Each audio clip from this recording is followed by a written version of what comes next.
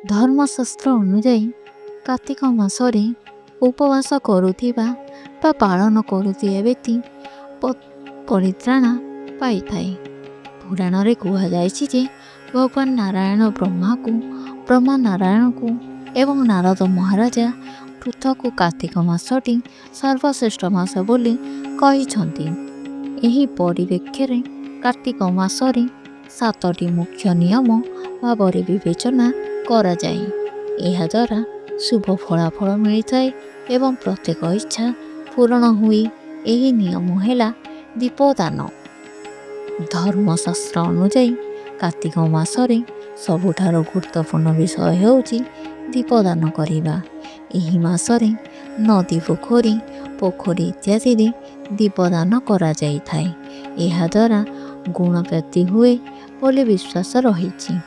ତୃତୀୟରେ ହେଉଛି ତୁଳସୀ ପୂଜା। ଏହି ମାସରେ ତୁଳସୀ ପୂଜା କରିବା ଏବଂ ସେବନ ଉପରେ ବିଶେଷ ଗୁରୁତ୍ୱ ଦିଆଯାଇଛି। ଯଦିଓ ସବୁ ମାସରେ ତୁଳସୀ ଖାଇବା ଏବଂ ପୂଜା କରିବା ବିଧି ରହିଛି, ହେଲେ କାର୍ତ୍ତିକ ତୁଳସୀ ପୂଜାର ବହୁତ ଗୁଣ ହୋଇଛି। ତୃତୀୟରେ ହେଉଛି ଭୂମିରେ ଶୋଇବା। ଭୂମିରେ ଶୋଇବା କାର୍ତ୍ତିକ ମାସର ତୃତୀୟ ପ୍ରମୁଖ କାର୍ଯ୍ୟ ଭାବରେ ବିବେଚନା କରାଯାଏ। ଭୂମିରେ ଶୋଇଲେ ସଠିକ୍ ଭାବରେ ଆସିବା ସହ ଅନ୍ୟାନ୍ୟ ମନ୍ଦତା ଭଲ ନାଶ ହୋଇଯାଇଥାଏ। ପରବର୍ତ୍ତୀ ହେଉଛି ଦେହରେ ତେଲ ପ୍ରୟୋଗ କରିବା ନିଷେଧ।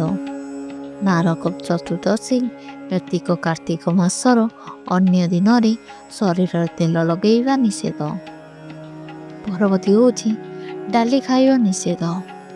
କାର୍ତ୍ତିକ ମାସରେ ବିଭିନ୍ନ ପ୍ରକାରର ଡାଲି ଖାଇବା ଅନୁଚିତ।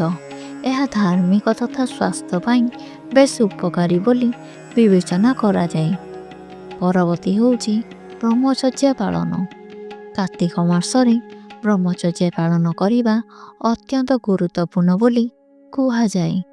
ଯଦି ଏହା ପାଳନ କରାଯାଏ ନାହିଁ, ତେବେ ସ୍ୱାମୀ ସ୍ତ୍ରୀ ନିଜକୁ ଦୋଷୀ ମନେ କରନ୍ତି ଏବଂ ଏହାର ଖରାପ ଫଳାଫଳ ମଧ୍ୟ ପ୍ରାପ୍ତ ହୋଇଥାଏ।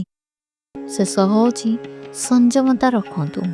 କାର୍ତ୍ତିକ ମାସର ଉପବାସ ପାଳନ କରୁଥିବା ବ୍ୟକ୍ତିମାନେ ନିଜକୁ ସନ୍ତୋଷ ଲାଗିବା ଭଳି ବ୍ୟବହାର କରିବା ଉଚିତ। ଯେପରିକି କମ୍ କଥା ହୁଅନ୍ତୁ, କାମକୁ ସମାଲୋଚନା କରନ୍ତୁ ନାହିଁ କିମ୍ବା ବିବାଦ କରନ୍ତୁ ନାହିଁ।